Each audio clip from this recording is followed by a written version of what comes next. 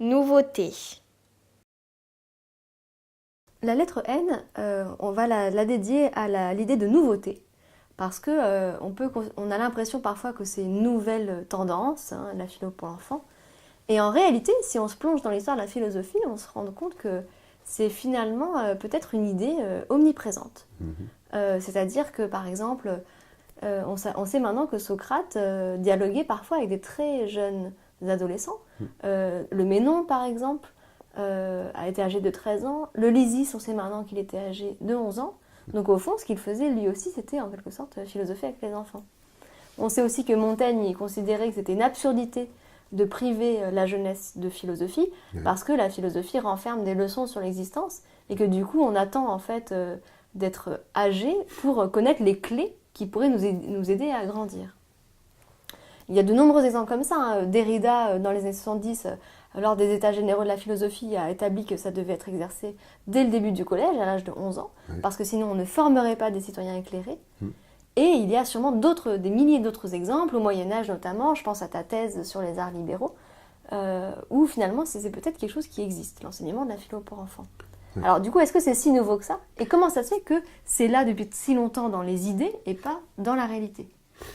En fait, c'était là dans la réalité déjà, dans l'Antiquité, avec justement les arts libéraux, la grammaire, la rhétorique, la littérature via la grammaire, la rhétorique, la dialectique, pour ne prendre que ces trois arts libéraux qui touchent les mots.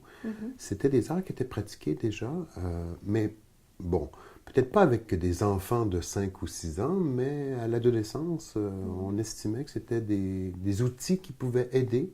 En fait, on estimait que c'était des arts qui pouvaient aider à développer les outils de la pensée de ceux qui étaient appelés à être des personnes libres. Hein? Arts libéraux, c'est pas pour rien qu'on appelle ça comme ça. Et effectivement, au Moyen-Âge, ça a continué jusqu'au Moyen-Âge. Puis ça s'est comme perdu. Il y a eu comme une perte qui à mes yeux, m'apparaît inexplicable pour l'instant, en tout cas. Et c'est revenu par le biais de Lippmann en 68. Tout à coup, on est revenu à cette idée que on pouvait utiliser la philosophie globalement, avec tous les sous-disciplines qui interviennent en philosophie, comme instrument pour la formation de la pensée. Et donc, c'est à la fois nouveau et pas nouveau. Il y a quelque chose de... C'est comme un retour.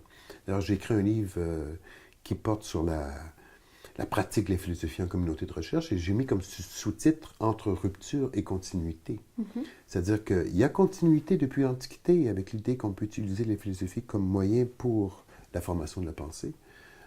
Mais il y a rupture aussi en même temps dans le sens où la façon de faire, exception de Socrate, la façon de faire est franchement très différente de celle qu'on trouve dans une communauté de recherche philosophique où le dialogue est vraiment central et où la parole est donnée aux enfants, premièrement.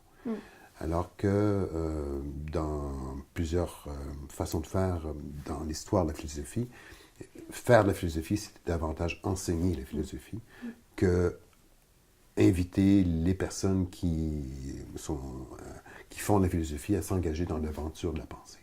Donc la méthode est différente, mais on peut quand même constater que la philosophie pour enfants, alors qu'elle est parfois vue comme une aberration ou quelque chose qui s'oppose à la philosophie traditionnelle, en réalité, elle est dans une exacte continuité, comme tu dis. Oui, elle est dans une continuité, en tout cas au moins sur le plan de l'objectif poursuivi.